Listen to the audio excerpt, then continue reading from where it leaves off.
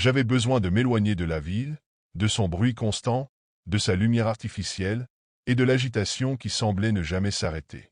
Quand un ami m'a proposé de passer quelques jours dans une vieille ferme familiale, isolée au milieu de nulle part, j'ai accepté sans hésiter. Le trajet jusqu'à la ferme m'a pris plusieurs heures. La route sinueuse traversait des forêts épaisses et des champs interminables, comme si j'avançais dans un autre monde, loin de tout ce qui m'était familier. En arrivant, j'ai été frappé par le calme du lieu. Pas un son, si ce n'est le bruissement du vent dans les arbres et le bêlement lointain des moutons. La ferme elle-même semblait avoir traversé des décennies sans jamais changer. Une maison principale au toit usé, des clôtures en bois à moitié effondrées, et un vieux hangar qui ressemblait à un survivant d'un autre siècle. Mais ce qui attirait vraiment mon attention, c'était le grand bâtiment de bois sombre, situé à quelques dizaines de mètres de la maison. Le propriétaire l'appelait simplement le grenier, mais sa taille et son apparence imposante lui donnaient un air presque menaçant. Le premier soir, après un dîner simple mais réconfortant, je suis sorti pour profiter de la fraîcheur de la nuit. Le ciel était incroyablement clair, rempli d'étoiles que je n'avais pas vues depuis des années, cachées par les lumières de la ville. Mais quelque chose dans l'atmosphère ne me semblait pas tout à fait normal. Le silence, qui m'avait d'abord semblé apaisant, avait pris une tournure étrange, presque oppressante. J'ai jeté un coup d'œil vers le grenier. Ses grandes portes en bois étaient fermées, mais une sensation indéfinissable me donnait l'impression que quelque chose, ou quelqu'un, se trouvait là, à l'intérieur.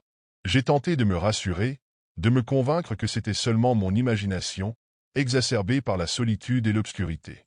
Pourtant, je n'ai pas pu m'empêcher de retourner rapidement à l'intérieur de la maison, verrouillant soigneusement la porte derrière moi.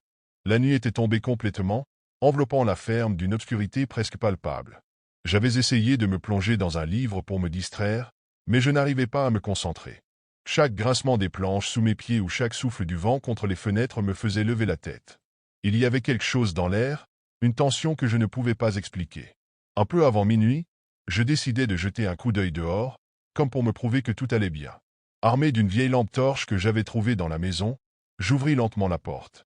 L'air nocturne était froid, et l'obscurité semblait plus dense que jamais. C'est alors que je l'ai vue. Une silhouette. Elle se tenait près du grenier, immobile, presque figée. C'était une figure grande, anormalement grande, drapée dans ce qui semblait être un long manteau noir ou une robe. Je ne pouvais pas voir son visage, seulement le contour de son corps se découpant contre la faible lumière de la lune. Mon souffle s'est coupé. Je restais figé, incapable de bouger ou de détourner le regard. Les animaux dans les enclos alentours semblaient eux aussi avoir remarqué la présence. Les chevaux piétinaient nerveusement, les moutons bêlaient, et même les chiens, d'habitude si bruyants, étaient étrangement silencieux, comme s'ils sentaient un danger imminent. Ce qui m'a frappé le plus, c'était l'immobilité de la silhouette. Elle ne bougeait pas, mais malgré la distance, j'avais cette sensation oppressante qu'elle me regardait. Pas seulement qu'elle regardait dans ma direction, mais qu'elle me fixait directement, avec une intensité glaciale. Je ne sais pas combien de temps je suis resté là, pétrifié. Finalement, rassemblant tout mon courage, j'ai pointé la lampe torche vers elle. Mais à cet instant, la lumière vacilla et s'éteignit brusquement. Lorsque je la rallumai, il n'y avait plus rien. La silhouette avait disparu. Je retournai précipitamment à l'intérieur, claquant la porte derrière moi. Mon cœur battait à tout rompre, et une sueur froide perlait sur mon front. Ce n'était pas mon imagination. J'avais vu quelque chose de réel, et pourtant, d'inexplicable. Le matin suivant, je me réveillai plus tôt que prévu, malgré une nuit agitée où le sommeil m'avait à peine effleuré. Les images de la silhouette près du grenier tournaient encore dans mon esprit. Était-ce une simple hallucination, le fruit de la fatigue ou de mon imagination? Je devais en avoir le cœur net. Je sortis de la maison armé de ma lampe torche et de ma détermination. Le soleil venait à peine de se lever, projetant une lumière pâle sur la ferme. L'endroit où j'avais vu la silhouette la veille semblait normal, banal, comme si rien ne s'était passé. Pourtant, les traces du trouble de la nuit étaient visibles, les chevaux restaient nerveux, frappant leurs sabots contre le sol, et les chiens aboyaient sporadiquement vers le grenier, refusant d'en approcher. Je m'avançai vers le lieu où la silhouette s'était tenue, inspectant chaque détail. Rien. Pas une empreinte dans le sol humide, pas un indice qui aurait pu prouver la présence de quelqu'un ou de quelque chose. Le sol était vierge, comme si aucune personne n'avait marché ici depuis des semaines. Je décidai alors de pousser mon enquête plus loin et d'entrer dans le grenier. L'odeur de bois humide et de poussière me frappa dès que j'ouvris les lourdes portes en bois. L'intérieur était plongé dans une pénombre étrange, les rares rayons de lumière s'infiltrant à travers les fissures des murs.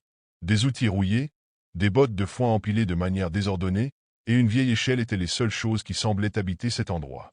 Pourtant, l'atmosphère était lourde, presque suffocante. En passant près des bottes de foin, j'eus une étrange sensation de déjà-vu, comme si quelque chose d'indéfinissable m'observait depuis un recoin de l'ombre. Mais chaque fois que je me tournais, il n'y avait rien. En revenant à la maison, je croisai le fermier, un vieil homme à la démarche lente mais au regard alerte. J'évoquai la silhouette de la nuit précédente, espérant une réponse qui pourrait éclaircir le mystère. À ma grande surprise, il se figea, le sourire qu'il avait sur les lèvres s'effaçant instantanément. « Vous n'êtes pas le premier à dire ça » murmura-t-il après un long silence. « Mais croyez-moi, il vaut mieux ne pas chercher à comprendre. Ici, certaines choses ne veulent pas être dérangées. » Son ton et son expression glacèrent mon sang. À partir de ce moment, la sensation d'être observé ne me quitta plus, même en plein jour. Chaque bruit dans la maison, chaque craquement de planches me paraissait suspect, comme si quelque chose, ou quelqu'un, se trouvait constamment dans mon dos. La deuxième nuit, tout s'intensifia. Le calme étrange de la veille avait laissé place à une tension presque insupportable. Les bruits autour de la ferme semblaient amplifiés, comme si la nuit elle-même cherchait à me terrifier. Vers minuit, un violent orage éclata, les éclairs illuminant brièvement le paysage dans des flashs aveuglants. Chaque coup de tonnerre semblait faire vibrer les murs de la maison. Je restai assis près de la fenêtre, incapable de trouver le sommeil, l'esprit en alerte. C'est alors que je l'aperçus à nouveau. La silhouette noire. Cette fois, elle était plus proche, presque à portée de voix, se tenant près de l'entrée du grenier. La lumière des éclairs révéla un détail que je n'avais pas remarqué la première fois, sa posture. Ses épaules étaient légèrement courbées, comme si elle portait un poids invisible. Mais ce qui me glaça le sang fut la position de sa tête. Elle semblait penchée sur le côté, comme si elle m'observait directement, malgré l'obscurité entre nous. Le temps semblait s'arrêter. Les éclairs illuminaient la silhouette par intermittence, mais elle restait immobile. Les animaux, eux, étaient dans un état de panique totale. Les chevaux frappaient violemment leurs bocs, les chiens aboyaient frénétiquement, et même les moutons semblaient agités. Rassemblant tout mon courage, je décidai de descendre avec la lampe torche. Je devais en avoir le cœur net. La peur m'avait envahi, mais une curiosité irrépressible me poussait en avant. Quand j'ouvris la porte d'entrée, un vent glacial me frappa au visage. Le grenier était toujours là, sombre et imposant, mais la silhouette avait disparu. Je fis quelques pas dans la boue, scrutant les alentours. Soudain, un bruit sourd retentit, suivi d'un grincement. Cela venait de l'intérieur du grenier. Je m'approchai avec prudence, la lampe torche tremblant légèrement dans ma main. À mesure que je me rapprochais, les grincements devinrent plus réguliers, comme si quelqu'un ou quelque chose se déplaçait à l'intérieur. Arrivé devant la porte du grenier, je remarquai qu'elle était légèrement entr'ouverte, bien qu'elle ait été fermée plus tôt. Un mélange de peur et d'adrénaline me poussa à entrer. À l'intérieur, la lampe révéla un chaos total, les bottes de foin étaient renversées, et des outils semblaient avoir été déplacés. Mais ce qui m'effraya le plus, c'était l'impression d'entendre une respiration, lente et profonde, venant de quelque part dans l'ombre. Je fis un pas en arrière, mon cœur battant à tout rompre. C'est alors que la porte du grenier se referma brutalement derrière moi, me plongeant dans une obscurité presque totale. Je me retournai en hurlant, tentant de rouvrir la porte, mais elle était inexplicablement verrouillée de l'extérieur. À ce moment précis, un coup de tonnerre retentit, et dans l'éclair qui illumina la pièce, je vis, juste devant moi, la silhouette noire, immobile et silencieuse, mais cette fois, si proche que je pouvais presque sentir sa présence suffocante. Le lendemain matin, je quittai la ferme plus tôt que prévu. Mes affaires furent rapidement jetées dans le coffre de ma voiture, mes mains tremblant encore des événements de la nuit précédente. J'avais passé le reste de la nuit barricadé dans ma chambre, incapable de fermer l'œil. À chaque bruit, chaque craquement, mon cœur manquait de s'arrêter. La silhouette était toujours là dans mon esprit, gravée comme une marque indélébile. Alors que je prenais la route sinueuse pour quitter la ferme, j'eus l'impression étrange que quelque chose me suivait. Les arbres semblaient plus sombres, plus menaçants, et l'idée de jeter un regard dans le rétroviseur me terrifiait. J'essayais de me convaincre que tout cela n'était qu'un cauchemar éveillé, une série d'hallucinations provoquées par l'isolement et l'environnement oppressant. Pourtant, juste avant de tourner le dernier virage qui menait à la route principale, je ne pus m'empêcher de regarder en arrière. Ce que je vis me glaça le sang. La silhouette était là, en plein jour, debout devant le grenier. Elle semblait encore plus grande, plus imposante que dans mes souvenirs. Elle ne bougeait pas, mais je sentais son regard me transpercer, même à cette distance. Mon pied écrasa l'accélérateur, et je quittai la ferme sans jamais me retourner. Sur la route du retour, je réfléchissais à tout ce qui s'était passé, cherchant un sens, une explication. Mais rien ne semblait logique, aucun bruit, aucune ombre ne pouvait expliquer cette présence oppressante. Les jours suivants, la sensation d'être observé ne me quitta pas. Chaque fois que j'étais seul, j'avais l'impression que quelqu'un se tenait juste hors de mon champ de vision. Une nuit, en me couchant, je crus entendre un bruit faible à ma fenêtre, comme un grattement. En ouvrant les yeux, je n'y vis rien, mais l'impression était toujours là. Je n'ai jamais reparlé de cette expérience à quiconque. Mais parfois, dans mes rêves, je revois cette ferme, ce grenier sombre, et cette silhouette immobile. Et à mon réveil, je sens toujours cette même présence derrière moi, silencieuse, mais terriblement réelle. Je me souviens encore de ce jour comme si c'était hier. Nous étions sortis, Clara et moi, pour une promenade à cheval à la campagne. Le soleil déclinait lentement, teintant le ciel de nuances d'or et d'orange. L'air était doux, et tout semblait si paisible, presque irréel. Nos rires résonnaient à travers les champs tandis que nos chevaux avançaient tranquillement sur le chemin de terre. Tout allait bien, jusqu'à ce que mon cheval, sans prévenir, se cabre violemment. Une pierre? Un bruit? Je ne sais toujours pas ce qui l'a effrayé, mais je n'ai pas eu le temps de réagir. J'ai perdu l'équilibre et suis tombé lourdement sur le sol, ma tête heurtant une pierre cachée sous l'herbe haute. Un bruit sourd a résonné dans mon crâne, et tout est devenu flou. Je pouvais entendre Clara crier mon nom, sa voix pleine de panique, mais je ne pouvais pas bouger. Mon corps semblait figé, incapable de répondre. Puis, dans ce brouillard de douleur et de confusion, je l'ai vu. Derrière Clara, à quelques mètres, une silhouette. Un homme, grand et mince, vêtu de noir, avec un long manteau qui semblait flotter légèrement dans le vent. Il portait un chapeau, large et sombre, qui masquait son visage. Mais ce qui m'a glacé le sang, c'est qu'il ne bougeait pas. Il se contentait de rester là, immobile, à nous regarder. « Clara? Qui est-ce » ai-je murmuré faiblement, chaque mot me coûtant un effort immense. Elle s'est retournée vivement, suivant mon regard, mais son expression s'est figée. « De quoi tu parles? Il n'y a personne. » J'ai voulu insister, mais ma vision s'est brouillée davantage, et l'obscurité m'a englouti. Juste avant de perdre connaissance, je pouvais encore sentir ce regard invisible peser sur moi, comme une ombre qui ne voulait pas me lâcher. Quand j'ai repris connaissance, j'étais allongé dans mon lit, chez moi. La lumière douce du matin filtrait à travers les rideaux, et une douleur sourde battait encore à l'arrière de ma tête.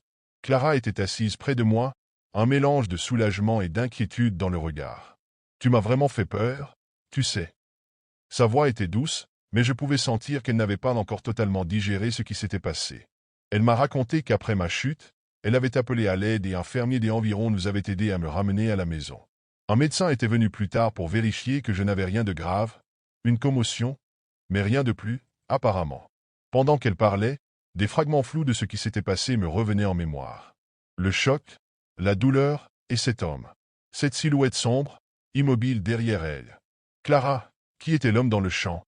Ai-je demandé, interrompant son récit. Elle a froncé les sourcils. Quel homme? Celui qui se tenait derrière toi, quand tu essayais de m'aider. Grand, avec un chapeau noir, tu ne l'as pas vu?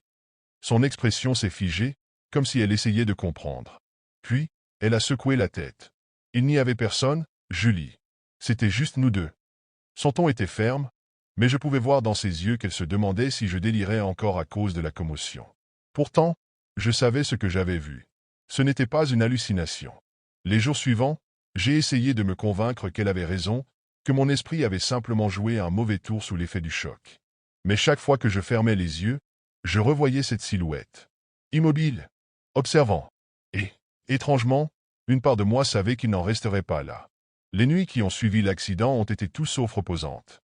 Au début, je pensais que c'était simplement le traumatisme du choc, le cerveau qui tentait de se remettre. Mais peu à peu, mes rêves sont devenus plus intenses, plus réels. Dans chaque rêve, je me retrouvais dans ce même champ. La lumière du jour s'était éteinte, et une brume épaisse flottait entre les herbes. Le vent soufflait faiblement, apportant avec lui l'odeur terreuse de la campagne. Je marchais, seul, le sol humide sous mes pieds nus. Puis, au loin, je voyais cette silhouette. L'homme du chapeau noir. Toujours aussi grand, immobile, figé dans la brume. Il ne bougeait pas, mais il était là, présent, comme une ombre qui m'attendait. Parfois, il semblait me regarder, ses yeux invisibles me perçant. D'autres fois, il restait dans l'ombre, tout simplement. Mais à chaque fois, je savais qu'il était là. Au début, je n'osais pas m'approcher, mais au fur et à mesure des rêves, il se rapprochait. Lentement, d'abord à travers la brume, comme une silhouette floue, puis il devenait plus net. Le bruit de ses pas, lourd et régulier, résonnait dans la brume, se mêlant au bruit du vent. Je pouvais sentir la tension dans l'air, la terreur qui s'insinuait dans ma poitrine. J'essayais de fuir, de courir, mais mes jambes étaient comme paralysées, l'air autour de moi devenu plus lourd à chaque mouvement. Un soir, il s'était presque tout près. Je pouvais entendre sa respiration, mais il n'avait toujours pas bougé. Il restait là, juste à l'extérieur de mon champ de vision, toujours derrière moi. Je savais qu'il me suivait, je le sentais. Et pourtant, il ne faisait aucun bruit. Je me suis réveillé en sursaut, le cœur battant à tout rompre, le corps couvert de sueur. Les rêves étaient de plus en plus fréquents, chaque nuit plus intense, plus oppressant. Je ne pouvais plus ignorer ce sentiment d'urgence qui m'envahissait à chaque réveil. Quelque chose n'allait pas, mais je n'arrivais pas à comprendre quoi.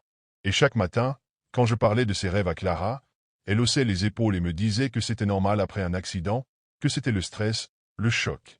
Mais au fond de moi, je savais que ce n'était pas simplement ça. Il y avait quelque chose de plus dans ces rêves. Quelque chose que je ne pouvais pas encore saisir, mais qui me menaçait à chaque instant. Les événements étranges commencèrent à se multiplier. D'abord, ce n'étaient que des bruits imperceptibles, des sons qui me laissaient un goût amer de doute. Un soir, alors que je m'apprêtais à m'endormir, j'ai entendu des pas dans le couloir. Au début, je pensais que c'était ma mère qui se levait en pleine nuit, mais quand j'ai écouté attentivement, c'était trop lourd, trop mesuré. Des pas lents, presque méthodiques, comme si quelqu'un se promenait lentement dans la maison. Je me suis levé en sursaut, mais il n'y avait rien dans le couloir. Juste l'obscurité. J'ai vérifié toutes les pièces, mais tout semblait normal. Je suis retourné dans ma chambre, le cœur battant, une sensation de malaise grandissant dans ma poitrine. Ce n'était pas la première fois que j'entendais ces pas. Quelques nuits plus tard, j'ai entendu un bruit plus distinct, comme un cheval qui hennit au loin. Mais il était bien trop tard pour qu'un cavalier soit dehors. J'ai ouvert la fenêtre, cherchant dans l'obscurité, mais il n'y avait rien, rien d'autre que le vent. Pourtant, le bruit persistait. Loin, comme un écho de galop, se rapprochant peu à peu. Le ciel était vide, mais l'air semblait lourd de cette présence invisible. Et puis, il y eut les marques. Un matin, je me suis levé pour découvrir de fines empreintes de ferraille sur le sol de ma chambre. Des traces, comme si un cheval avait marché sur le sol en bois. Elles semblaient si réelles, si nettes, qu'il m'était impossible de les ignorer. Des empreintes de fer laissées par des sabots invisibles, qui s'étiraient dans la direction de la fenêtre. Je me suis mis à douter de ma santé mentale. Était-ce possible que j'ai imaginé tout cela? Pourtant, chaque jour, ces événements se répétaient. Les bruits de pas dans le couloir. Le bruit lointain des sabots. Les marques laissées sur le sol. Un sentiment de présence invisible, d'une force qui m'observait. Mais de qui? De quoi? Et pourquoi? Et puis, un soir, en me réveillant en sursaut, j'ai vu quelque chose qui m'a glacé, une silhouette sombre, grande et déformée, juste à côté de ma fenêtre. Le chapeau noir, encore une fois. Je n'avais pas rêvé, je n'avais pas halluciné. Il était là, dans ma chambre, juste en dehors de mon champ de vision, comme s'il attendait que je le voie. Cette fois, je ne pouvais plus nier l'évidence, il était réel, et il venait vers moi. Je n'ai pas su ce qui m'a poussé à enquêter davantage. Peut-être était-ce la peur croissante, ou le besoin désespéré de comprendre ce qui se passait. Chaque nuit, le poids de l'invisible était devenu insupportable. Je n'arrivais plus à dormir, et chaque bruit, chaque ombre, me donnait l'impression qu'il se trouvait juste à côté de moi, prêt à surgir. Un soir, après avoir fouillé dans des vieux livres d'histoire de la région, je suis tombé sur un récit étrange. C'était une vieille légende, presque oubliée, parlant d'un homme mystérieux qui hantait les champs, un cavalier d'un autre temps, celui qui n'avait jamais trouvé la paix. La légende disait qu'il était mort dans un accident de cheval, des années avant ma naissance, mais qu'il continuait à errer dans la brume, cherchant à attirer ceux qui s'étaient aventurés dans son domaine.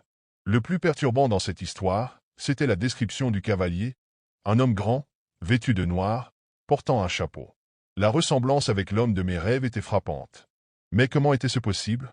Cette légende parlait de lui comme d'un spectre, un être suspendu entre la vie et la mort, condamné à hanter les lieux où il était tombé. Mes recherches m'ont mené à un ancien fermier, un vieil homme qui vivait près des champs. Il semblait connaître la légende, mais il n'en parlait jamais à voix haute. Après quelques heures de discussion, il m'a enfin révélé l'histoire complète. Le cavalier était un homme qui, à la suite d'un duel malheureux, avait été tué dans ces mêmes champs. La légende disait qu'il avait promis de revenir pour récupérer son honneur perdu. Mais plus encore, le vieil homme m'a dit quelque chose qui m'a glacé. Il ne se contente pas d'apparaître dans les rêves, jeune fille. Il vient chercher ceux qui ont vu son visage. Ceux qui savent qu'il est là, en dehors de l'ombre. Et il les emmène. Je suis retourné chez moi, l'esprit en ébullition, ne sachant plus quoi penser. Mais cette nuit-là, le cauchemar a pris une tournure plus étrange encore. Je me suis retrouvé, une fois de plus, dans ce champ. Mais cette fois, l'homme était juste devant moi. Plus grand, plus proche. Ses yeux étaient là, sous son chapeau, une lueur rougeoyante qui brillait dans l'obscurité. Je voulais crier, fuir, mais mon corps était comme paralysé. Il se pencha vers moi, lentement, d'une manière que je ne pouvais pas comprendre. Et juste avant de me réveiller, son visage se dévoila, terrifiant, déformé par la douleur, un cri muet sur ses lèvres.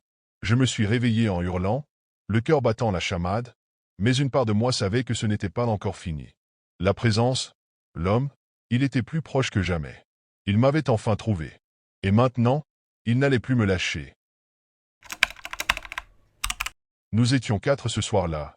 Moi, Julien, mon meilleur ami Mathieu, et les jumelles Clara et Sophie. Nous avions entendu parler de la vieille ferme au bord de la forêt depuis des années, un lieu chargé de légendes et de murmures effrayants. Les anciens du village disaient qu'elle appartenait à une famille qui avait disparu du jour au lendemain, laissant tout derrière eux. Pour nous, c'était une aventure, une occasion de prouver que nous n'avions pas peur. La ferme était plus sinistre que ce que je m'étais imaginé. La maison principale, à moitié effondrée, se dressait comme une carcasse sous la lumière pâle de la lune. Les fenêtres béantes ressemblaient à des orbites vides qui nous regardaient approcher. Les grincements des branches contre le toit effondré résonnaient dans le silence, et une odeur de terre humide et de bois moisi emplissait l'air. Mathieu, toujours le plus téméraire, a été le premier à franchir la porte. « Allez, c'est juste une maison. Vous avez peur des fantômes ou quoi ?» Clara et Sophie ont échangé un regard inquiet, mais je les ai suivis, me forçant à ne pas montrer mon propre malaise. À l'intérieur, la maison semblait figée dans le temps. Des meubles renversés, des assiettes brisées sur le sol et un miroir fissuré suspendu au mur racontaient une histoire de chaos. Une fine couche de poussière recouvrait tout, mais on pouvait encore voir des traces de pas qui semblaient récentes. C'est dans une petite pièce à l'étage que nous l'avons trouvé. Un vieux coffre en bois, couvert de toiles d'araignée, presque dissimulé derrière un tas de débris. Mathieu l'a ouvert avec un sourire triomphant, et à l'intérieur se trouvait un livre. Pas un livre ordinaire. C'était un journal à la couverture noire, usé, avec des pages jaunies qui semblaient prêtes à tomber en miettes. En l'ouvrant, nous avons découvert des écritures étranges, des symboles incompréhensibles, et des descriptions qui semblaient détailler des rituels. Les mots, écrits d'une main tremblante, dégageaient une aura de malaise, comme si le journal lui-même portait une sorte de poids invisible. Clara a murmuré, « On devrait peut-être le laisser ici. » Mais Mathieu, ignorant ses craintes, a commencé à feuilleter les pages, fasciné. Ce n'était que le début de notre erreur. Nous étions tous d'accord pour partir rapidement après avoir trouvé ce journal étrange, mais quelque chose nous retenait. Peut-être la curiosité, peut-être cette sensation oppressante qui semblait nous murmurer à l'oreille que nous devions aller plus loin. En tournant les pages, Mathieu a soudain levé les yeux avec un éclat d'excitation. « Écoutez ça. Le journal parle d'un compartiment secret dans l'une des chambres. » Clara a protesté, nerveuse. « Et alors? Ça ne te suffit pas d'avoir trouvé ce truc? On devrait vraiment s'en aller. » Mais Mathieu n'a pas écouté. Il a insisté pour explorer, et, bien sûr, moi aussi, j'étais curieux. Après tout, nous étions déjà là. Sophie, toujours plus hésitante, a suivi à contre-cœur, en regardant constamment derrière elle, comme si elle s'attendait à ce que quelqu'un surgisse des ombres. La pièce en question était au bout du couloir, une petite chambre avec un lit rouillé et un placard délabré. La peinture des murs s'écaillait par plaques, révélant du bois pourri en dessous. Nous avons commencé à chercher, à toucher les murs, à regarder sous le lit, à déplacer les meubles poussiéreux. C'est Clara qui a trouvé le compartiment. Une planche légèrement décalée dans le sol, juste sous le lit. Elle tremblait en désignant l'endroit. « C'est là. Je le sens. » Mathieu s'est agenouillé et a soulevé la planche. Un nuage de poussière s'est levé, nous faisant tous reculer en toussant. En dessous, il y avait un espace creux, et, à l'intérieur, des objets qui semblaient tout droit sortis d'un cauchemar. Il y avait des os, petits et fragiles, qui ressemblaient à ceux d'animaux, ou peut-être pas. Des bougies noircies par la cire fondue étaient entassées, ainsi qu'un pendentif étrange, formé d'un métal terni et gravé de symboles similaires à ceux du journal. Mais ce qui m'a le plus marqué, c'était une boîte en bois fermée par un mécanisme compliqué. « C'est quoi, ça ?» ai-je demandé, la gorge serrée. Mathieu a ignoré nos protestations et a pris la boîte, la glissant dans son sac à dos. « Si on ne l'ouvre pas maintenant, on le fera plus tard. Ça doit valoir une fortune. » À ce moment-là, j'ai senti un changement dans l'air. Une sorte de froid glacial qui semblait s'infiltrer jusque dans mes os. Et puis, comme un souffle léger, j'ai entendu un murmure. Très faible, presque inaudible. Mais j'en suis sûr, ça disait « Vous auriez dû partir ». Nous avons quitté la maison en silence, mais, dans nos regards, nous savions tous que quelque chose venait de changer. Quand nous sommes rentrés chez nous ce soir-là, chacun reprenant le chemin de sa propre maison, je ressentais encore ce poids étrange qui m'oppressait depuis notre départ de la ferme. Mais j'ai mis ça sur le compte de la fatigue et des histoires que nous nous étions racontées pour nous faire peur. J'aurais dû savoir que ce n'était que le début. La première nuit, tout était calme. Mais dès la seconde, des choses étranges ont commencé à se produire. J'étais dans ma chambre, à essayer de m'endormir, quand j'ai entendu ce bruit. Un murmure. Faible, mais constant. Au début, j'ai pensé que c'était le vent, ou peut-être un appareil électronique que j'avais oublié d'éteindre. Mais en tendant l'oreille, j'ai réalisé que ce n'était ni l'un ni l'autre. Le murmure semblait venir de partout et de nulle part à la fois, comme si la maison elle-même me parlait. Le lendemain, Clara m'a appelé, complètement paniquée. Elle m'a raconté que, pendant qu'elle dormait, elle avait entendu des pas dans sa chambre. Pas lointains, mais proches, comme si quelqu'un se tenait juste à côté de son lit. Quand elle avait allumé la lumière, il n'y avait rien. Rien, sauf une petite marque sur le sol, une empreinte qui ne correspondait pas à ses chaussures. Sophie, de son côté, a commencé à voir des choses. Elle m'a dit que, chaque fois qu'elle passait devant un miroir, elle avait l'impression que son reflet bougeait un peu trop lentement, ou qu'il la regardait d'une manière qui n'était pas normale. Elle avait même recouvert son miroir avec un drap pour éviter de croiser son propre regard. Mais c'est Mathieu qui a eu les expériences les plus perturbantes. Il m'a appelé au milieu de la nuit, en panique totale. « Il y a quelqu'un dans ma maison, je le jure. » Il disait avoir entendu des coups sur les murs, des rires étouffés, et, pire encore, il avait trouvé la boîte qu'il avait prise à la ferme ouverte sur son bureau, alors qu'il était certain de l'avoir laissée dans son sac. Pour ma part, c'est une sensation constante de ne pas être seul qui m'a le plus marqué. Chaque soir, je ressentais une présence derrière moi, un poids invisible qui semblait peser sur mes épaules. Une fois, alors que je me brossais les dents, j'ai vu une ombre passer derrière moi dans le reflet du miroir. J'ai vérifié toutes les pièces. J'étais seul. C'était clair, quelque chose nous avait suivis. Et, pire encore, ça semblait s'intensifier avec le temps. Les jours suivants, tout a basculé. Ce qui avait commencé par des murmures et des sensations étranges s'est transformé en véritable cauchemar. Chaque nuit, les phénomènes devenaient plus violents, plus intrusifs, comme si ça prenait plaisir à nous briser lentement. Chez moi, les objets ont commencé à bouger tout seuls. Une nuit, j'ai entendu un bruit survenant de ma cuisine. En descendant, j'ai trouvé toutes les chaises renversées autour de la table, formant un cercle parfait. La fenêtre était fermée, la porte verrouillée. J'ai essayé de tout remettre en ordre, mais le sentiment que quelque chose m'observait était insupportable. Clara a cessé de dormir. Elle m'a raconté que les pas dans sa chambre étaient devenus plus fréquents, plus lourds, comme si ça gagnait en force. Une nuit, elle s'est réveillée avec une main glaciale qui pressait son épaule. Elle a crié et allumé la lumière, mais il n'y avait rien, sauf des empreintes de doigts rouges marquées sur sa peau. Sophie, qui essayait de rester rationnelle, a décidé de détruire le miroir qu'elle avait couvert. Mais dès qu'elle a brisé le verre, elle a vu, dans les morceaux éparpillés au sol, son propre visage qui lui souriait. Un sourire déformé, inhumain. Depuis, elle refuse de rester seule et évite même de parler de ce qu'elle a vu. Quant à Mathieu, il a complètement changé. D'habitude courageux, il était maintenant terrifié. La boîte, elle revient toujours. Je l'ai brûlée. Je l'ai enterrée.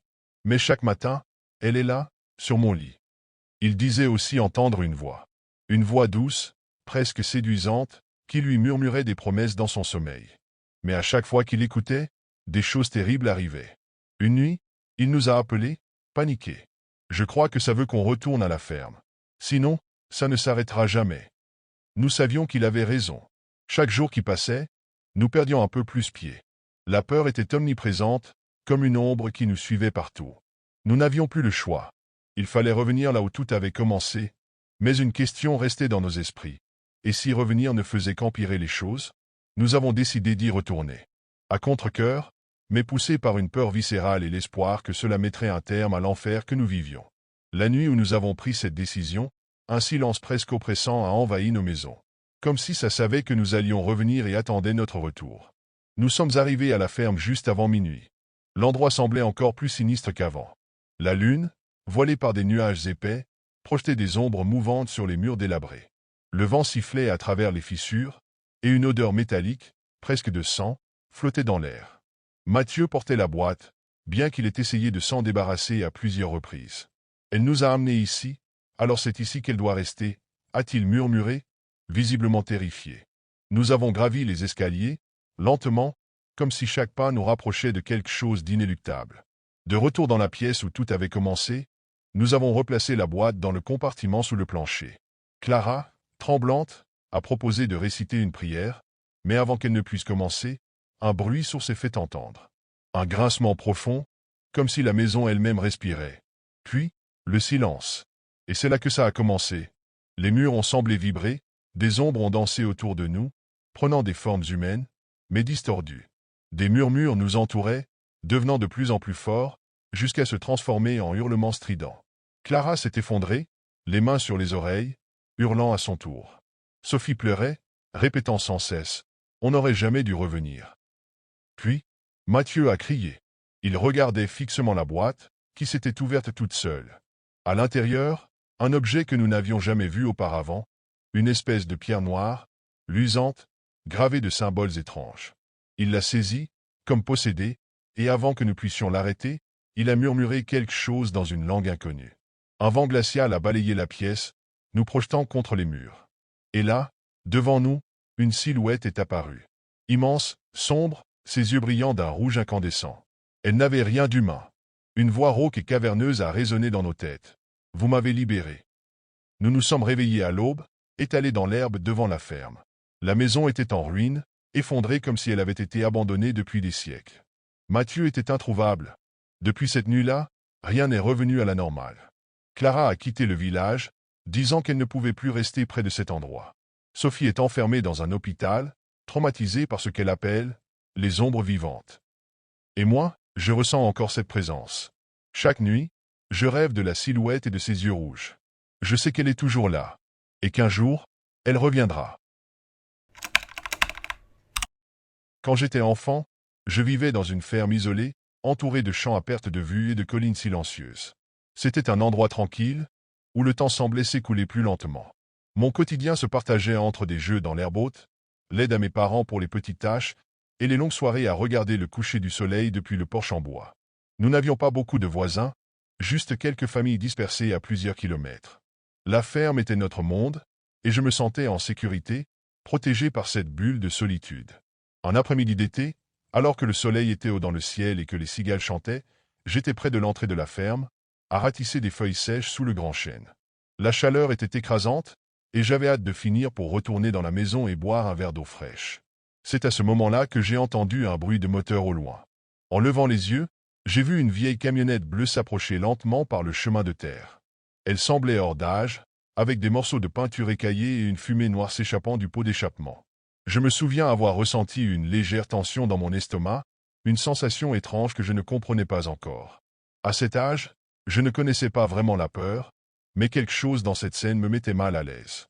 La camionnette s'est arrêtée juste devant le portail. Le moteur s'est coupé dans un bruit rauque, et un homme en est sorti.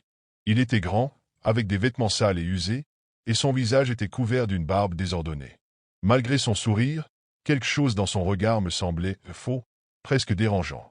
L'homme s'est approché lentement, son pas traînant soulevant un peu de poussière sur le chemin sec. Je me suis figé sur place, le râteau encore dans les mains.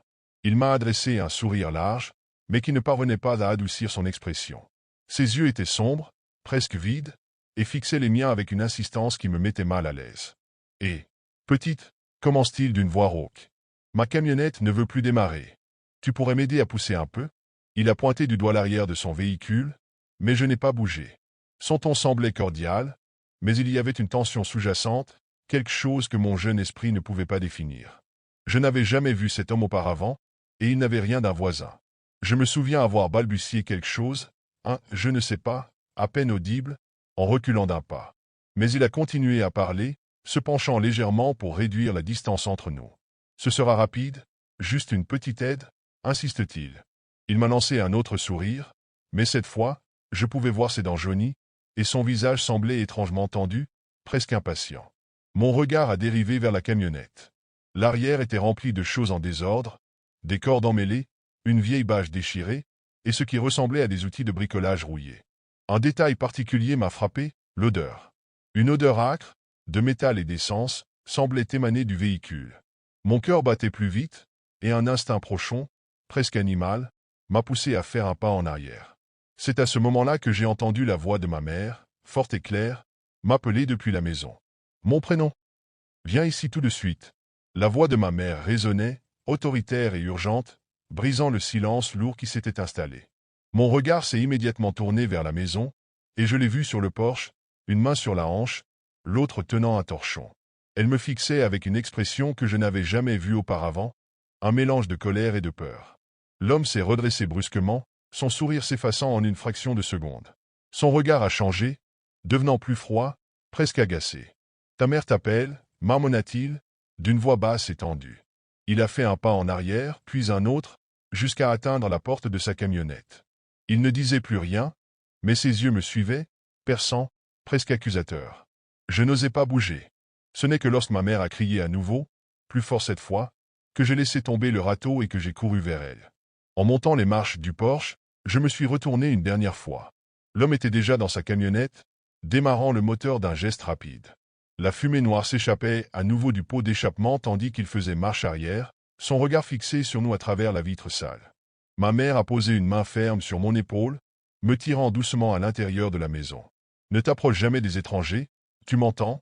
Jamais. » Je pouvais sentir l'inquiétude dans sa voix, mais elle n'a pas posé de questions, ni demandé ce que l'homme m'avait dit. Elle semblait déjà savoir que quelque chose n'allait pas. Depuis la fenêtre de la cuisine, nous avons regardé la camionnette disparaître au bout du chemin poussiéreux, laissant derrière elle une impression de malaise qui allait hanter mes souvenirs pendant des années. Les jours suivants, l'image de l'homme et de sa camionnette ne m'a pas quitté. Chaque fois que je sortais jouer dans la ferme, j'avais l'impression que mes yeux cherchaient son véhicule, espérant ne pas le voir, mais sachant qu'il pourrait revenir à tout moment. Mais ce n'était pas juste l'homme qui me perturbait. C'était cette sensation étrange, comme un avertissement, que quelque chose de mauvais avait failli se produire. Puis, un soir, alors que je jouais près du puits avec mon frère, un bruit de moteur a de nouveau attiré mon attention. C'était faible, comme une vieille voiture qui peinait à démarrer. Je me suis figé, écoutant. Le son s'est intensifié, mais au lieu de la vieille camionnette bleue, c'était un autre véhicule que j'ai aperçu au bout du chemin. Celui-là semblait familier, mais il était trop loin pour que je sois certaine. Le lendemain, un autre événement étrange s'est produit. Un voisin, que je connaissais à peine, est passé chez nous. Il avait l'air nerveux, presque agité, et il nous a raconté une histoire qu'il avait entendue. Apparemment, il y avait eu des disparitions dans la région, des enfants qui s'étaient perdus ou qui étaient partis sans laisser de traces. Il parlait d'un homme étrange qui avait été vu en train de rôder autour de diverses fermes, mais personne n'avait jamais vraiment vu son visage. Je me suis souvenu de l'histoire du voisin, et quelque chose en moi a fait le lien. L'homme que j'avais rencontré, celui de la camionnette, et ses yeux, remplis d'une sorte de vide. L'idée que quelqu'un d'aussi inquiétant pouvait se cacher si près de chez nous m'a glacé le sang. Mais ce n'était pas tout. Le bruit de la vieille camionnette ne cessait de revenir dans mes rêves, comme un écho lointain, et à chaque fois, le regard du conducteur m'apparaissait plus intense, plus menaçant. Je n'avais aucune preuve, mais quelque chose me disait que l'incident n'était que la partie émergée de l'iceberg. Et plus je réfléchissais, plus l'inquiétude grandissait en moi. Si ma mère n'était pas intervenue ce jour-là, si elle ne m'avait pas appelé juste à temps. Des années ont passé depuis ce jour, mais l'image de l'homme dans la camionnette est toujours gravée dans ma mémoire. Aujourd'hui, adulte, je revis souvent ce souvenir, et chaque fois, la peur me prend au ventre, comme si j'étais encore cette enfant innocente, sans défense face à un danger inconnu. Je me suis parfois demandé ce qui aurait pu se passer si ma mère ne m'avait pas appelé à ce moment précis, si je n'avais pas entendu sa voix brisée, remplie d'une angoisse que je n'avais alors pas saisie. J'ai cherché des informations, bien des années plus tard, après avoir entendu des rumeurs sur des disparitions dans la région. Curieuse, je suis allé fouiller dans les archives locales, et c'est là que j'ai découvert des détails inquiétants. Un homme correspondant à la description de celui que j'avais rencontré avait été lié à plusieurs disparitions d'enfants dans les environs. Il conduisait toujours une vieille camionnette bleue, et certains témoins l'avaient vu rôder autour de fermes isolées, attirant des enfants en prétendant avoir besoin d'aide. Mais ce n'était pas tout. En cherchant plus profondément, j'ai trouvé des récits qui racontaient que certains enfants qui avaient disparu n'avaient jamais été retrouvés et qu'il y avait eu des murmures sur un groupe d'hommes, tous ayant une apparence similaire, opérant de manière coordonnée. Il semblait que cet homme n'était qu'une pièce d'un puzzle bien plus sinistre. Je ne saurais jamais si j'étais une cible de plus ou si ma mère a simplement eu de la chance de m'interrompre à temps. Une chose est sûre, cette rencontre a laissé une cicatrice invisible sur mon âme. Parfois, je me demande si cet homme a trouvé d'autres victimes, d'autres enfants qui n'ont pas eu la chance d'entendre une voix sauver leur vie. Et à chaque fois que je me remémore cette journée, je n'ai qu'une seule pensée. Si je n'avais pas vu sa camionnette partir ce jour-là, je ne serais peut-être jamais revenu ici pour en parler. Je me souviens encore de la première fois où j'ai mis les pieds dans cette ferme isolée, au milieu de nulle part. L'air y était lourd, presque oppressant, et chaque bâtiment semblait murmurer des secrets oubliés. Mais c'est le vieux hangar, ce bâtiment immense et délabré à l'extrémité du champ, qui m'a tout de suite donné des frissons. Les autres travailleurs parlaient de ce lieu à voix basse, comme s'ils avaient peur que quelqu'un ou quelque chose les entende. Les histoires circulaient, bien sûr. Des bruits de chaînes qui cliquaient, des pas lourds sur le sol de bois, et parfois même des rires étouffés, toujours la nuit. C'est juste le vent, disaient certains en riant nerveusement. Mais d'autres avaient un regard sombre, comme s'ils savaient quelque chose qu'ils préféraient taire. Moi, je ne croyais pas à ces absurdités. Je suis un homme pratique, et les fantômes n'ont jamais fait partie de ma réalité. Mais une nuit, tout a changé. Je faisais des heures supplémentaires, seul dans le champ, et j'avais une vue dégagée sur le hangar. C'est alors que je l'ai entendu pour la première fois, un bruit métallique, comme des chaînes qu'on traîne sur le sol. Mon premier réflexe a été de penser qu'un des travailleurs s'amusait à me faire peur. Je me suis approché, ma lampe de poche à la main, prêt à surprendre le plaisantin. Quand je suis arrivé à la porte, un silence total m'a accueilli. Pas un bruit, pas un mouvement. Pourtant, j'aurais juré avoir entendu des pas lourds juste avant d'entrer. Mon cœur battait la chamade, mais je me suis convaincu que ce n'était rien. En faisant un pas à l'intérieur, j'ai balayé la pièce avec ma lampe. Les murs de bois usés semblaient avaler la lumière, et l'air était glacé, bien plus que dehors. Puis, tout à coup, un craquement résonna dans l'ombre, suivi d'un bruit sec, comme une chaîne qui claque contre le bois. J'ai figé, ma lampe tremblant dans ma main. « Il y a quelqu'un » ai-je demandé, ma voix résonnant dans l'immensité vide. Pas de réponse. Seulement un silence lourd, presque palpable, comme si le hangar retenait son souffle. Je suis sorti précipitamment, le cœur battant, et j'ai refusé de retourner là-bas cette nuit-là. Mais quelque chose en moi savait déjà que ce que j'avais entendu n'était pas normal. Ce n'était que le début. La nuit qui a suivi cet incident, je n'arrivais pas à dormir. Les bruits de chaînes résonnaient encore dans ma tête, et je me demandais si je n'avais pas imaginé toute cette scène. Le lendemain matin, à la première heure, j'ai décidé d'en parler à un collègue, Thomas, qui travaillait à la ferme depuis des années. Je m'attendais à ce qu'il se moque de moi, mais à ma grande surprise, son visage s'est assombri. « Tu as entendu les chaînes, toi aussi » a-t-il demandé, sa voix à peine audible. Il m'a raconté qu'il y avait des histoires qui circulaient depuis des années, bien avant mon arrivée. Des travailleurs prétendaient avoir vu un vieil homme, toujours habillé de la même manière, un pantalon de toile et une chemise blanche tachée de sueur. Ils disent que c'est le vieux propriétaire, Monsieur Armand. Il était obsédé par cette ferme. Il est mort il y a des décennies, mais certains pensent qu'il n'est jamais vraiment parti. Je n'ai pas su quoi répondre. Thomas semblait sincère, mais ces histoires de fantômes me semblaient toujours absurdes. Pourtant, ce même soir, j'ai eu ma propre preuve. Alors que je fermais la grange principale, j'ai aperçu une silhouette à l'intérieur du hangar. Cette fois, ce n'était pas un bruit ou une ombre fugace. Non, il y avait un homme debout là, parfaitement immobile. Ma première pensée a été qu'un vagabond s'était introduit sur la propriété. Je me suis approché avec précaution, appelant à plusieurs reprises. Et « Qui est là ?» Il n'a pas répondu.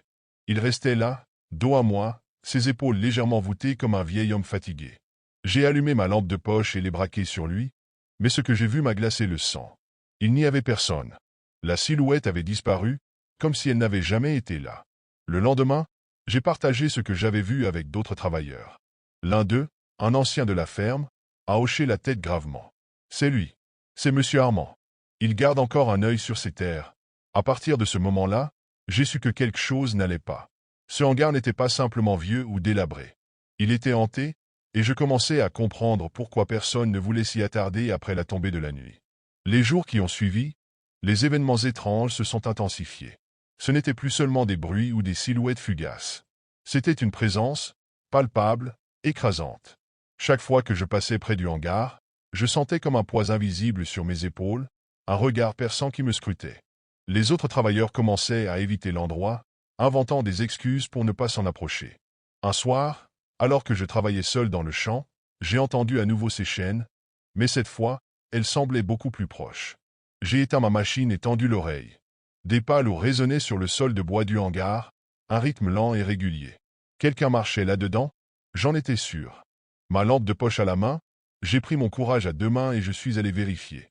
En m'approchant, j'ai remarqué que la porte du hangar était entr'ouverte, bien que je sois certain de l'avoir fermée plus tôt. L'intérieur était plongé dans une obscurité presque totale, mais quelque chose bougeait. Je l'ai vu, clair comme le jour. Un vieil homme, debout au centre du hangar, une chaîne rouillée pendant de sa main. Il me tournait le dos, mais je pouvais voir la courbure de ses épaules, sa chemise blanche usée par le temps. « Hé, vous n'avez rien à faire ici ?» ai-je crié, ma voix tremblante.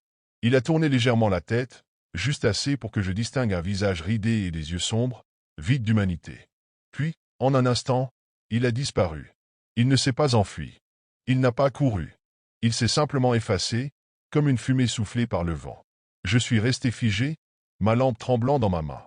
Un rire étouffé, bas et rauque, a résonné autour de moi, mais il n'y avait personne. Je suis sorti précipitamment, le souffle court, et je n'ai pas osé regarder derrière moi. À partir de ce moment, je savais que ce n'était plus seulement une coïncidence ou mon imagination. Quelque chose hantait ce hangar, et cette chose voulait qu'on sache qu'elle était là. Le lendemain de cette apparition, j'ai décidé que je devais comprendre ce qui se passait réellement dans ce hangar. L'idée me terrifiait, mais je savais que si je continuais à ignorer ces événements, je finirais par perdre la raison. Avec Thomas et un autre collègue, Julien, nous avons convenu de revenir au hangar ensemble, en plein jour, pour fouiller chaque recoin. L'endroit semblait encore plus sombre à la lumière du matin, comme si le soleil lui-même refusait d'entrer. Nous avons commencé à déplacer des caisses, à inspecter les murs et le sol.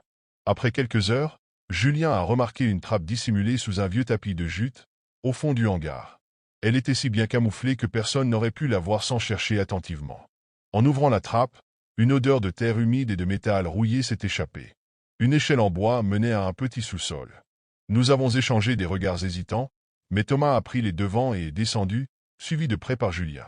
Je suis resté en quelques instants, le cœur battant, avant de les rejoindre. En bas, nous avons découvert un espace exigu et oppressant, où des chaînes rouillées étaient accrochées au mur. Il y avait aussi une vieille table en bois, sur laquelle étaient posés des objets personnels, une montre cassée, une paire de lunettes, et surtout, un carnet en cuir, jauni par le temps. En feuilletant le carnet, nous avons découvert des notes du vieil Armand, l'ancien propriétaire. Elles parlaient de protéger les terres à tout prix et de punir ceux qui s'y aventuraient sans permission. Plus loin, des mentions cryptiques évoquaient des intrus enchaînés dans le hangar, des punitions infligées pour des fautes mineures. Certaines pages étaient tachées, peut-être par de l'eau ou du sang. Un frisson glacé m'a parcouru lorsque j'ai réalisé que ce hangar n'avait pas seulement été un lieu de travail pour Armand. C'était son territoire, son sanctuaire, et sa prison pour ceux qu'il jugeait indésirables. Alors que nous examinions le carnet, un bruit serait venu d'au-dessus de nos têtes, comme si quelqu'un marchait lourdement dans le hangar. Pourtant, nous étions seuls sur la propriété. Pris de panique, nous avons grimpé à toute vitesse par l'échelle et avons vu la porte du hangar se refermer violemment, comme poussée par une force invisible. Nous sommes sortis précipitamment, terrifiés, mais une chose était claire, ce que nous avions découvert n'aurait jamais dû être mis au jour. Et le vieil Armand semblait déterminé à nous le faire comprendre. Après notre découverte dans le hangar, rien ne fut plus jamais pareil à la ferme. Thomas, habituellement stoïque, était devenu nerveux, lançant des regards inquiets à chaque bruit étrange. Julien, lui, refusait de s'approcher du hangar et parlait déjà de quitter son poste. Quant à moi, je ne pouvais pas me débarrasser de cette sensation oppressante, comme si une présence m'observait constamment, même lorsque j'étais loin du hangar. Puis, le pire est arrivé. Une nuit, l'un des travailleurs, un jeune homme nommé Luc, n'est pas rentré après son service. Ses affaires étaient toujours là, et sa voiture était garée devant la ferme, mais il avait disparu sans laisser de traces. La dernière fois qu'il avait été vu, c'était près du hangar. Les recherches n'ont rien donné. Pas de corps, pas d'indices. Mais ceux d'entre nous qui connaissaient l'histoire du vieil Armand savaient que le hangar avait pris une nouvelle victime. Nous étions terrifiés. Les jours suivants, les phénomènes se sont intensifiés. Les chaînes semblaient s'agiter d'elles-mêmes, des ombres mouvantes apparaissaient dans le champ de vision, et des voix murmurantes nous harcelaient constamment. « Partez, ce n'est pas votre place. » Finalement, Thomas et Julien ont pris leur décision. Ils ont quitté la ferme sans un mot, emportant juste leurs affaires. Je suis resté un peu plus longtemps, essayant de terminer mon contrat, mais la peur était devenue insupportable. Chaque nuit, je faisais des cauchemars du vieil Armand, ses yeux noirs fixant les miens, me reprochant d'avoir découvert ses secrets. Quand j'ai finalement décidé de partir, j'ai ressenti un soulagement immédiat, mais aussi un étrange malaise. Même après avoir quitté la ferme, je ne pouvais pas échapper à cette impression d'être suivi. Certains soirs, en marchant dans des rues désertes, j'entendais derrière moi ce bruit caractéristique de chaînes qui traînent sur le sol. Je n'ai jamais osé revenir sur cette ferme, mais je sais que le hangar est toujours là, abandonné. Les habitants du coin racontent que, les nuits de vent, on peut encore entendre des bruits de pas et des ricanements. Si vous passez près de cette ferme, un conseil, ne vous approchez jamais du hangar. Armand veille encore, et il ne pardonne pas. Nous avions toujours rêvé d'une vie paisible à la campagne, loin du tumulte de la ville. Quand nous avons trouvé cette vieille ferme à vendre, c'était comme si le destin nous appelait. Elle était située au milieu de vastes champs, avec une vue dégagée sur l'horizon, entourée d'une forêt dense. Le silence y régnait, seulement troublé par le chant des oiseaux ou le vent soufflant dans les arbres. Nous avons imaginé nos enfants courir librement dans les prairies, une vie simple et heureuse. Les premiers jours après notre arrivée étaient presque idylliques. Chaque pièce de la maison portait encore l'odeur du bois ancien, et les murs semblaient murmurer des souvenirs oubliés. Bien sûr, il y avait des réparations à faire, mais cela faisait partie du charme. J'aimais particulièrement les soirées où le soleil se couchait, teintant les champs d'une lumière dorée. C'est alors que j'ai remarqué quelque chose d'étrange. Une lumière vacillante apparaissait au loin, juste après la tombée de la nuit. Au début, je pensais que c'était un reflet, peut-être les phares d'une voiture sur une route voisine, mais il n'y avait aucune route dans cette direction, seulement des champs à perte de vue. Je n'en ai pas parlé à ma femme, pensant que ce n'était rien. Les nuits suivantes, la lumière est réapparue. Elle semblait bouger, comme si elle dansait doucement sur l'horizon. Cela ne durait que quelques minutes, mais c'était suffisant pour me mettre mal à l'aise. Je me surprenais à rester debout tard dans la nuit, guettant cette étrange apparition, comme si quelque chose m'attirait irrésistiblement vers elle. Je me suis convaincu que ce n'était qu'un phénomène naturel, quelque chose que je ne comprenais pas encore. Après tout, la campagne avait ses mystères, et nous n'y étions pas encore habitués. Mais au fond de moi, une inquiétude sourde commençait à germer, un sentiment que je ne pouvais pas expliquer. Les jours passaient, mais cette lumière mystérieuse continuait d'apparaître presque chaque soir. J'avais fini par en parler à ma femme, Claire, qui haussa les épaules, me conseillant de ne pas y prêter attention. C'est sûrement un effet du vent ou des lucioles, dit-elle. Pourtant, il n'y avait rien de naturel dans ce que je voyais. Puis, une nuit, quelque chose de nouveau se produisit. Alors que nous étions tous couchés, un cri déchirant retentit dans le lointain. Il était faible, étouffé, mais terriblement distinct. Je me redressai immédiatement, le cœur battant à tout rompre. Claire ouvrit les yeux, inquiète. « Tu as entendu ça » murmurai-je. Elle acquiesça, visiblement troublée. Nous restâmes immobiles, tendant l'oreille. Le silence revint, pesant, comme si la nuit elle-même retenait son souffle. Puis, le cri se fit entendre à nouveau, plus proche cette fois. Il était impossible d'en déterminer l'origine ou la direction exacte. Cela ressemblait à un mélange de désespoir humain et de hurlement animal, un son qui semblait à la fois loin et étrangement proche. Les enfants ne furent pas réveillés, heureusement. Nous restâmes éveillés le reste de la nuit, écoutant chaque bruit, chaque grincement de la maison. Lorsque l'aube finit par poindre, nous étions épuisés mais soulagés de voir la lumière du jour chasser l'obscurité. Les nuits suivantes, les cris revinrent sporadiquement, toujours aussi effrayants.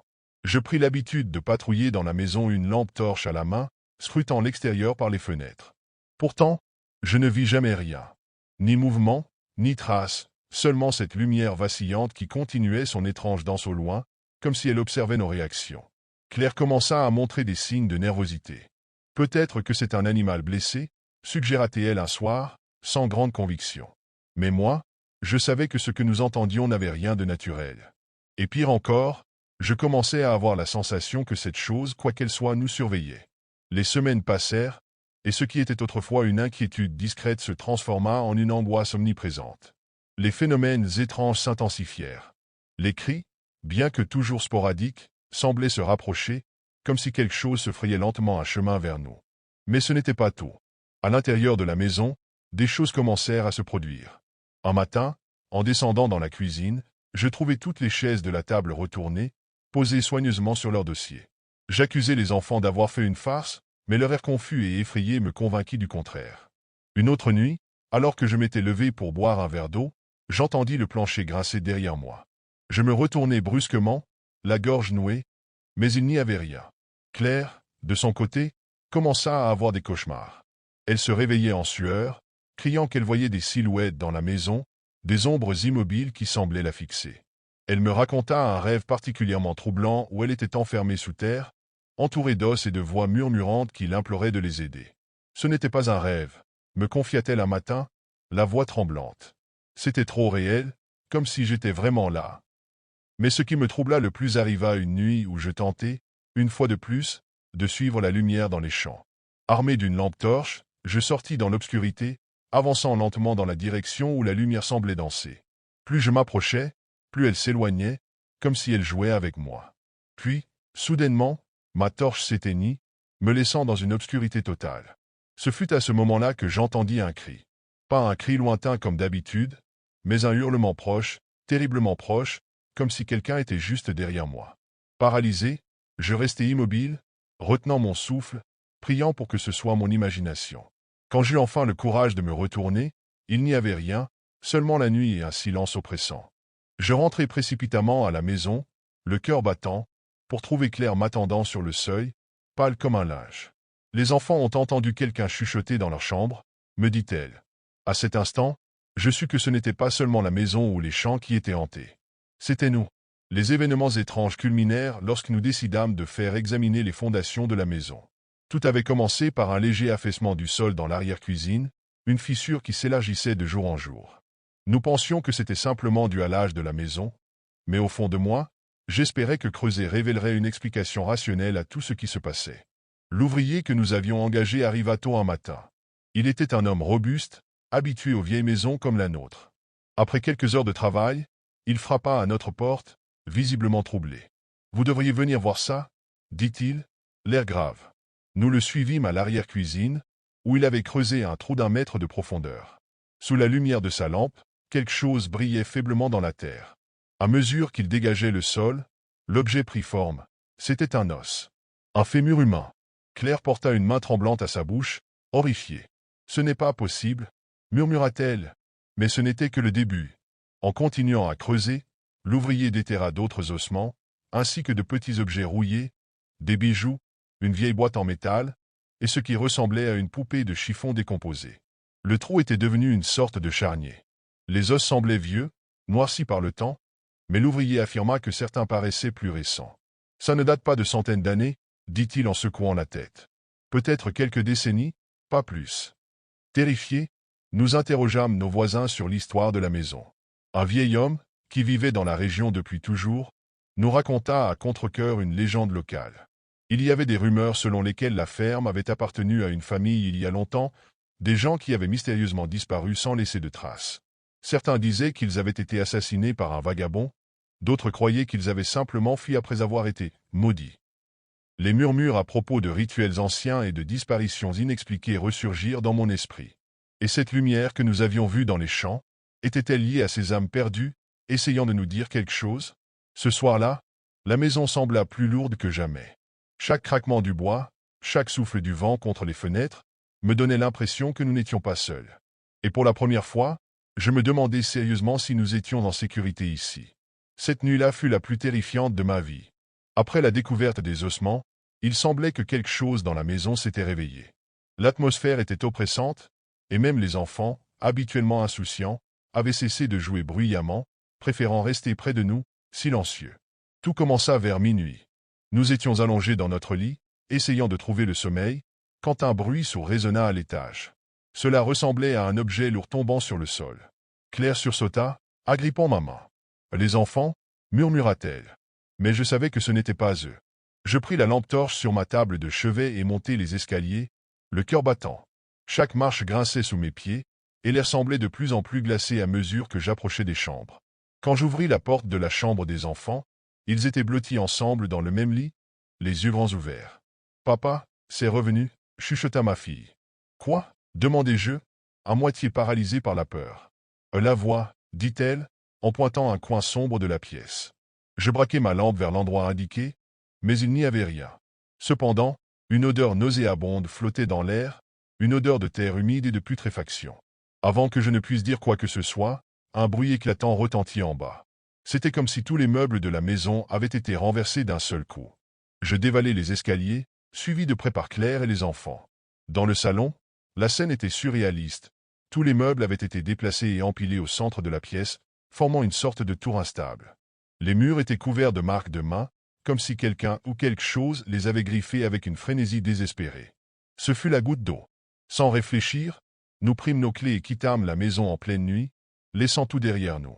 Nous nous entassâmes dans la voiture, et je démarrai en trombe, ne regardant pas une seule fois dans le rétroviseur. Nous ne sommes jamais retournés à la ferme. Quelques semaines plus tard, nous apprîmes qu'un incendie avait ravagé la maison. Personne n'a jamais su ce qui l'avait provoqué, mais une chose est certaine, cet endroit ne voulait pas de nous. Et peut-être que, quelque part, des âmes piégées sous cette terre maudite avaient enfin trouvé le repos.